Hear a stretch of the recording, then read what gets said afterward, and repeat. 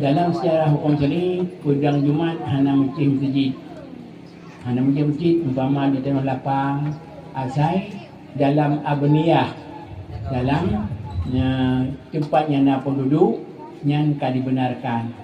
Lanjut kita pedang ide-ide hana urang tapi harus guna dalam abniyah. Kemudian menyo masjidnya adalah berfungsi berlipat ganda.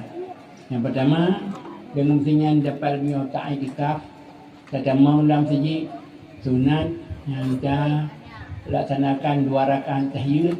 Sementara menyokan masjid walaupun dia pedang Jumaat hanya sunat katanya ya sembahyang 2 rakaat. Sama contoh lagi nampak menasah.